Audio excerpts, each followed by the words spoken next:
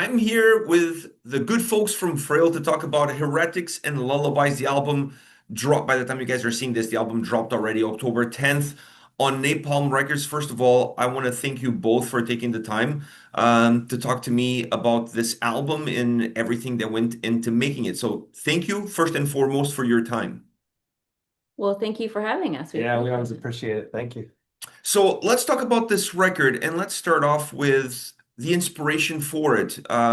Where do you guys look for inspiration in different places when it comes to making a new record, or is inspiration all around you? I mean, it's everywhere, it's everywhere. I think the idea for this record was stuck in my head ever since we did the previous album. And like, I knew it had to be read. I knew it had to have heretics in the title somewhere. So I think that this idea has been haunting me for a while. So being able to actually realize it and get it out is a relief. And I think musically, for me anyways, like the inspiration comes from like sort of like general ideas of different kinds of music. It's usually not heavy. It's just like a feeling or a vibe I'll get from something, and then forgetting about it and letting it just turn into whatever it turns into in here and come out naturally in a conversation. Like I never started playing guitar to like play other people's songs. I just wanted a tool to help express like what's in here because I'm not like good with words. So it's vibes and feelings. And so it's like kind of ingesting something and then turning it into letting it completely absorb and come out in a different way on a blank canvas. So like inspiration's all around, but like it's not direct. It's almost like indirect inspiration, I guess. How much from the previous records, from all the things that went well, but also perhaps the things that now you guys can look back and say we could have done better here and there. How much of a retrospective look do you guys take on previous albums before heading into a new record? I mean, I think that's just continual, like whenever we put something out, there's always that moment after I should have added this, or this probably wasn't a good idea. So I think that's just continual. I don't think we take time before releasing something new to go back and actually look at everything and think, oh, okay, well, A, B, and C. I think it's just a continual evolution of what we're doing, at least for me. Yeah, we worked with a producer this time, which was a big step forward and new for us, and was a great experience because he was able to bring out, put Gwen more up front. I think we'll look at like broad brushstrokes, like was Gwen loud enough? Was there enough low end? How did this sound? What, just little bits of things, but we don't like spend a lot of time in the past. It's more about, going forward and just, trying to capture where we're at the moment. Because Frail is not really thought out. It's more felt, you know? Felt out. Yeah, felt out. But we never like because we just learned, I think, early on that the more guardrails or the more you try to use this when creating something, it just gets in the way and waters it down. So just shut the fuck up here and let this come out. More So running on emotion, less on thought process per se. yeah, or strategy. Like there's no Yeah. strategy. We just kind of go We, for we it. I just like go that. for There's no it. You don't hear that every day. There's no strategy. We just let the emotions run freely. Obviously, the growth of the band is definitely tied up to your own personal growth as artists. But when you look at the record and the development of the record, how much of a personal touch do you guys allow the album to have when it comes to that emotional side? Do you guys remove all the curtains and you can see everything that there is there to offer? Musically, Yeah. yes. I mean, it's a lot easier for me because I'm not like putting my precise heart on the Your page. soul, Yeah, you're not exposing your soul or I anything. am. Yeah. I am, but it's not like very, it could be in a different language or whatever than the listener. Gwen, on the other hand, has to do a lot more of that. Yeah. Yeah. I mean, everything that I write is extremely personal. Um, and it is very difficult. The person who writes the music is not the person who performs it, right? So the person who's writing the music is very vulnerable and just laying everything bare and realistically using it as therapy to work through some stuff, right? So I'm trying to leave all of my emotions on the page or on the tip of my pen. And, when I get up to perform it, I really have to kind of step outside of myself to be able to get through it and not think about, oh my God, I am telling all of these people exactly what I was thinking about or exactly what I was going through. Because that's difficult for anybody, right? To be able to do that to even one person, but to do it to hundreds or thousands, it's intimidating. I do think that, I do try to hide a little, like that's what the facial jewelry is. I'm trying to hide a little bit and keeping a little bit of myself when I'm doing that. But yeah, I mean, it's very difficult, but it is all very real and all very personal and out there. So picking back on that, from your standpoint, if you look at yourself a little bit as a Jekyll and Hyde, which one drives which? Does your own personal development and growth drive the artist within you, or does the artist within you drive the personal growth of you as a person? I don't know if you can necessarily say that. I think that, it's kind of a little from column A, a little from column B, right? So it's like this cycle, and sometimes it's one and sometimes it's the other. So I think it's um, if you're trying if your goal in life is to try to grow, but you also have this artistic side that is kind of driving a lot, then cats. That's her first time on an interview. We have three. This is her first time ever. Yeah. Normally the other ones are a little bit more That's why she into it. growled. She's shy. Yeah. But yeah, I think it's just kind of a infinity symbol, right? It just kind of push and pull and continual. Yeah, it's both. I think music helps me grow a lot as a person. It helps me figure things out because again, I'm not the best with words. So uh there's definitely my spiritual side is pushing through when we're playing songs or when writing music. And I think that they both kind of go hand in hand and guide each other. I don't think one drives the car, one's in the passenger seat, for me anyways. Maybe they take turns. There Maybe you they take They turns. do, but no one knows who's driving. It's an autopilot sometimes.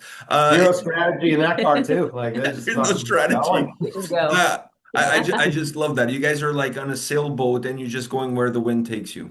with no sail. With no sail, with no sail. Yeah, on a sailboat with no sail going where the wind takes you. Not even the current, just the wind. On Uh, a wave, on a sea of emotion with no There you go. sail.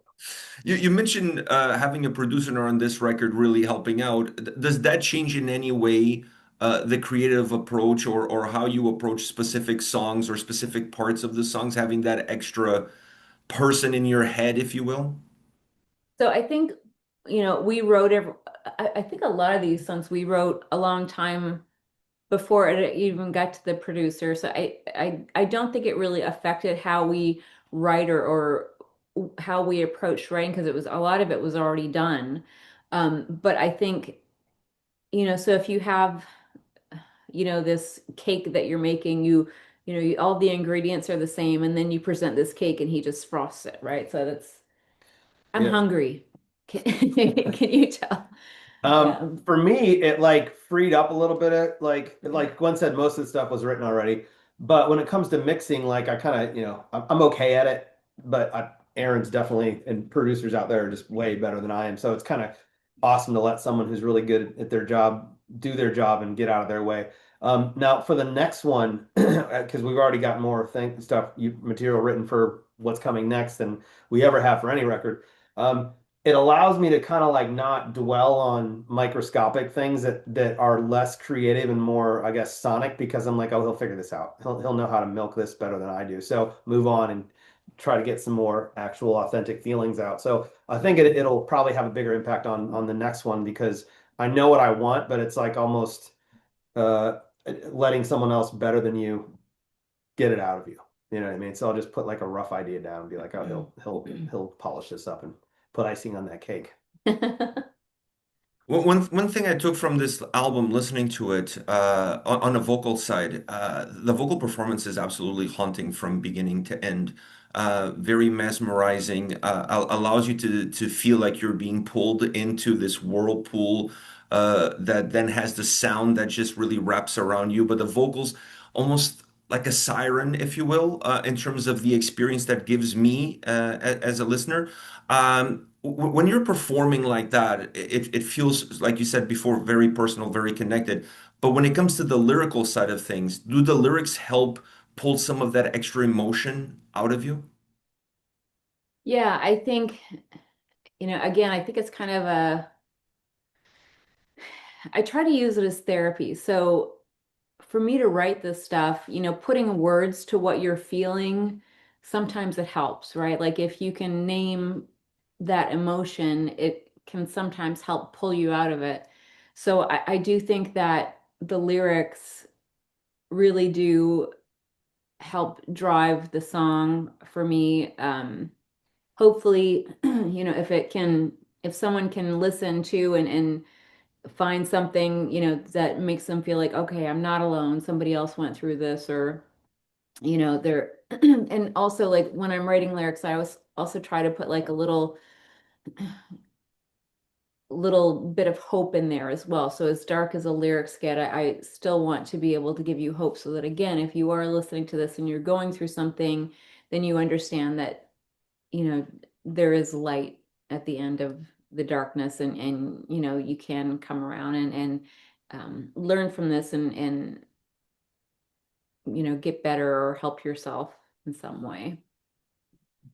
Like I said, I was blown away. I thought the vocal performance on this record was just beautiful. I don't think there's another word to describe it. I think it's just something that becomes it became intrinsic with the sound that you guys created for the record. The two really go hand in hand throughout the entire album, and it creates such a passionate journey for the listener. When you guys sit back now and listen to the record, how is that experience for you? Do you have the ability to listen to it with a different set of ears than the ones that created it? Because Aaron mixed it and mastered it, it more so than anything we've ever done. It's also been done for a while. So with Napalm and the release schedule and things like that, it's a slower process than we've ever had before, so it does allow us to have a bit of distance from it. And then we've been rehearsing so much for touring. We just got back from Europe, and now we're getting ready to go out again. That our focus is on like the live tracks. So we're so used to what's like in our ears playing that when we hear it recorded again, it is a little bit new. And like I'm super proud of it, more so than anything we've done in the past. And like what you mentioned about Gwen, having our own studio here where we record the vocals and not everything but the drums is recorded on the third floor of our house.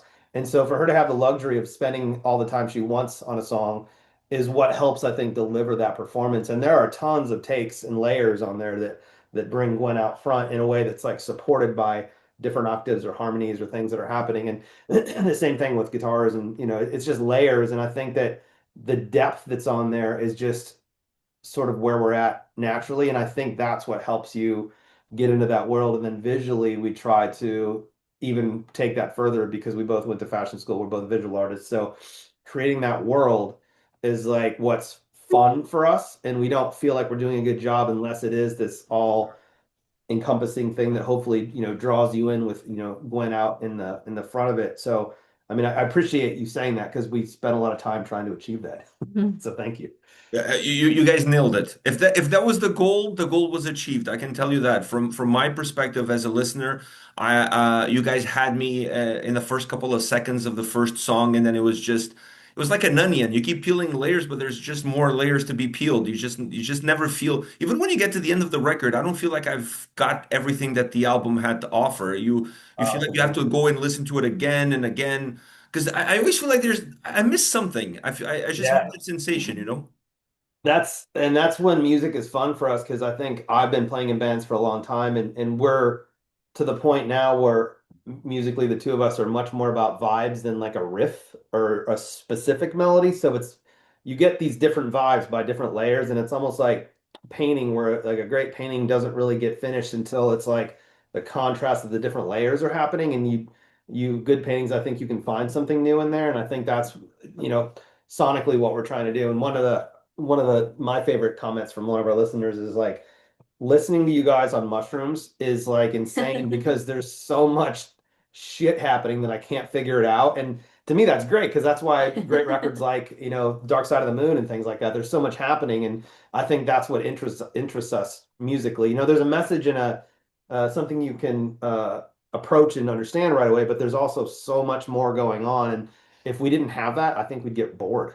You know? It's I don't know if well, I'm sure Gwen is aware, but it's Thanksgiving weekend in Canada this weekend, the weekend of the album release. So I'm going to take your tip and I'm gonna listen to it on some mushrooms or gummies. Since it's a Hell long yeah. weekend, I have nothing to do, nowhere to go besides eating some turkey. So I'm gonna give that a spin. I'll let you guys know how that goes. Yeah, just turn all the lights and candles just so you can only focus on this. Close your eyes and just see where the fuck it takes you. Like that's Yeah. that's And let amazing. us know. Yeah. Yeah, that would be the soundtrack. You guys will be the soundtrack to my journey, whatever that journey is, and to whatever that journey takes me. I want to ask you about live music because when it Wait, comes, time out. Please sure. keep a journal while you're doing that and post that without editing it because that's going to be awesome. The last time I did it, I wasn't listening to music at all. I was watching a movie and I stopped. I'm not even exaggerating. I stopped 9 times at the same marker of the movie because I forgot how I got there and went back to the beginning. And then I did that 9 times until the That's ninth amazing. time I was like, you know what? I'm watching this movie tomorrow. Like there's just I have no idea what the hell is going on. So maybe That's funny. recording will be interesting so I can see what's going on with me Yeah. that I'm not able to really adjust to it when I'm in that moment. So this could be a fun experience, I must say. Yeah. This You're could be a fun welcome. experience, at least for those watching. Maybe for Yeah. those watching. Yeah. Live music, when it comes to the live side of the band, how much does the live side impact what you guys decide to do when it comes to the studio? It actually doesn't. And in fact, we always say, because sometimes we'll have that conversation and be like, well, wait, this is going to be hard to perform live. And we do a hard stop and say, okay, it doesn't matter. We have to cross that bridge when we come to it. But the big thing right now is to make the best song that you can possibly make, right? So if we think that something is going to be difficult to do live, but um, it adds something to the song, we're still gonna do it. Yeah, I've been in other bands where when you're recording, you're like, how are we gonna do this live? We don't think about that at all with Frayle because I don't want anything to get in the way. Like we don't get in each Exactly. other's way when writing. We don't let what's going on in the world musically have any really impact directly on what we're doing, and definitely using our brains to think about, oh, this could be a problem. Like fuck that. Like I don't want anything to do with that. So we just let it come out. No Yeah. guardrails. No It, strategy. no, it has come up, but yeah, we immediately push it away. Yeah. I have to admit, I discovered you guys recently. The label messaged me and asked me to, and said, they did this cover of Summertime Sadness, and they have a new album coming out. And I said, you had me at Summertime Sadness. I love covers. I'm just a sucker for a good cover. So I was like, I gotta check this shit out. And wow, what a amazing rendition of the song. What was about that cover that made you guys say, you know what, we're going to do this song, we're going to put it on a new record? Well, I think, we're both fans of Lana. She's kind of the queen of melancholy. Just her voice in and of itself holds so much sadness that, it's mesmerizing. But whenever we decide that we want to do a cover, we usually have a conversation. We pick a few, we'll flesh them out a little bit, and then if there are some that keep our attention, then we'll demo them. That was one of them. And, I think the only hard part, the part where we get stuck was at the verse, right? And we were a little too close to the original. It was playing a little too safe. So, uh, Yeah, we just like one day I just muted everything except the drums and the vocals and played my guitar, not even knowing what this like with any idea of what the song originally did. And the guitar is like in a different key than normal and whatever. So, but that juxtaposition kind of made it spooky enough for us to kind of move forward with it. But kept the song in a similar tempo vocally and also vocal key is the same. So if Lana Del Rey happens to be in the room, at a Frail show, she could just pop up. Just come in. easy peasy to sing. So Lana Del Rey, Yeah. very easy for you to jump on stage and sing "Summertime" with us. Yeah. How cool would that be?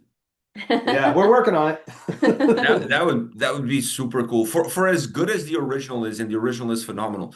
I thought you guys added a different layer to this one, and I think that's an important aspect about a cover is to give it your own personal touch. So if you don't know it's a cover and you're listening to the song in the context of, I also like where you guys put it on the album track listing. You didn't slide it at the end, which is where most people do with covers. You guys put it in the beginning of the record in a way that it makes it feel like it's one of your own songs. and it has that sort of vibe that matches really well with the vibe of the overall album. Was that a conscious effort from your end? Yeah, we did that. One, because we like the song and it's exciting, because covers allow us to even step back further to list to experience our music for ourselves. So because there's one less connection to the song, so it's just a cool experience for us. But if I'm being honest, the main reason of that is just because the way music is mostly consumed today is through streaming, and so you have to, if you want to get an audience and use Spotify's marketing, which is really all it is, because it's not helping anybody make a living. You want to gain an audience through that marketing tool, and the way to do that is hold their attention.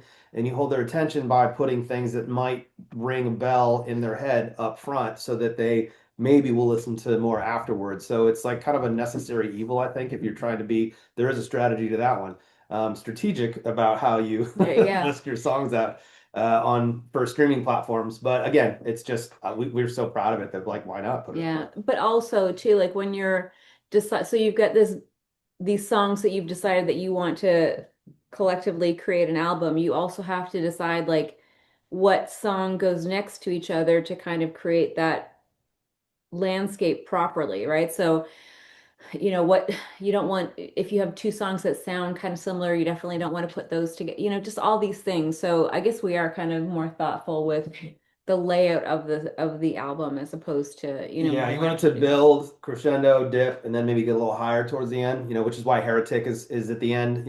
Normally you'd put that song like that up front too, because it's like aggressive, it's a single, but we put that way at the end because I always like this like build, plateau, dip, and then big end when you're playing live or doing anything. So I think that's a sort of framework that like feels right to us and something we do live. You guys mentioned Lana Del Rey, but I want to ask you this: if there was a band that you guys could go on tour with, that would be like a dream, like a bucket list item. Is there I'm asking you one. There's probably more than one, but is there someone that you would love to tour with? Absolutely. Sleep motherfucking token. Because they are just captivating the imagination of an audience that is like metal, goth, frat kids. Like it's just like they're Jim filling stadiums. Bros? Even Jim Bros Bros. doesn't. Yeah, Jim Gym Brown. Bros, Gym Girl Bros, like, ultra goths, like everything, like they're kind of capturing that. And I think that's what really good music does is it transcends genre and you don't have to wear the shirt to like metaphorically to fit into the crowd. I think like the Gym Bros are wearing a different shirt than the goths who are wearing a different shirt than the metalcore kids. So like I think that's just amazing what they're doing. And even other bands like them. I'd say that Sleep Token, and luckily enough for us, we have the same booking agent in Europe, so we're hoping that maybe that comes to happen someday. Fingers crossed for you guys. That's what I'm gonna do. Guys, thank you very much for your time today. I honestly was a pleasure to speak to you, to talk to you about your music. I love the record, Heretics and Lullabies, out everywhere October 10th. Right now, you can go pick it up, stream it, buy it. Uh, do whatever you need to do. Just make sure you have it. I think that's the best way to approach it. Thank you very much for your time. It was an absolute pleasure and honor to have you guys here and chat with me about the record. Best of luck with the upcoming tour. Best of luck with everything that you guys do. And if Lana Del Rey is in the room, please stand up. Just like Slim God bless. Shady, just stand up and grab a We mic and go on stage. Make it happen. and Absolutely. go Canada. We love going to Canada. Yeah. I do. Yeah, for sure. Thank you very much. All right. Thank you.